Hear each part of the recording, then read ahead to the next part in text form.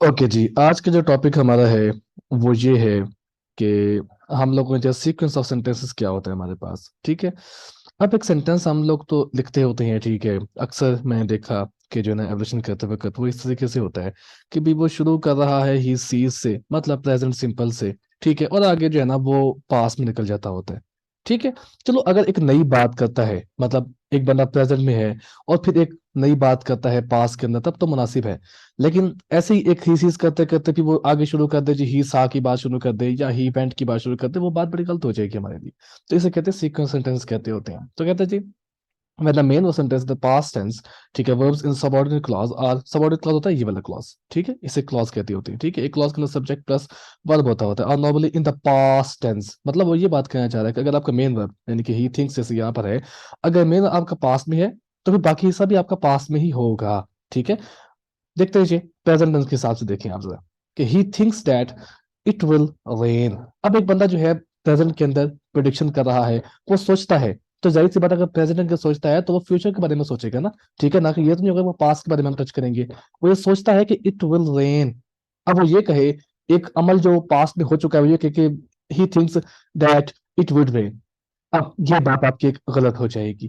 ठीक है, क्योंकि वुड जो है आपका, वो आपका पास के लिए इस्तेमाल होता है। ठीक है। एक बंदे ने पास में सोचा, ठीक है, पास में ही उसकी बात आगे गई। ठीक है, कि ही थॉट दैट, उसे जब सोचा था तब वो पास का टाइम था। ठीक है।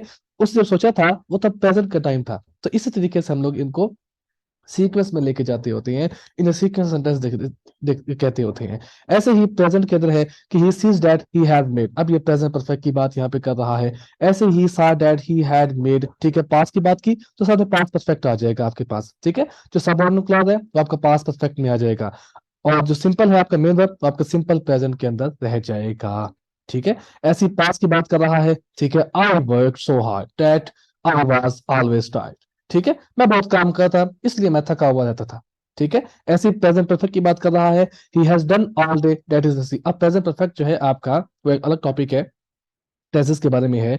ठीक है, कि प्रेजेंट परफेक्ट जो है वो नाउ से कनेक्ट करता होता है, तो हम उसे नाउ में प्रेजेंट में बात करते होते हैं। तो यहाँ पर ही हैज डन ऑल दैट।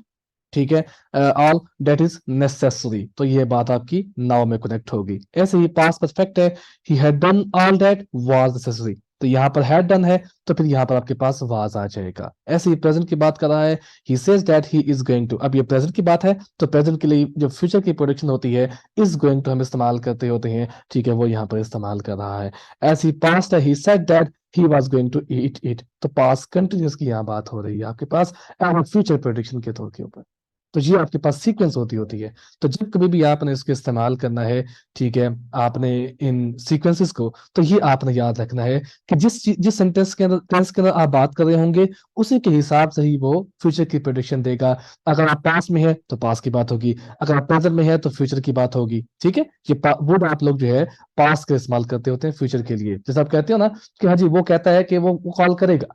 ठीक है, तो यहाँ पर वो वाला वुड होता है, वो कॉल करेगा। ठीक है, वो कहता था कि वो कॉल करेगा, तो वो कहता था जो है आपका, वो आपका जो है पास के लिए हो गया, और वुड आपका उसी पास के लिए फ्यूचर के हिसाब से आ गया। सो ये आज का टॉपिक था आपका। ठीक है जी, कहीं समझ नहीं आया तो कमेंट बॉक्स पे आपने बता देना है।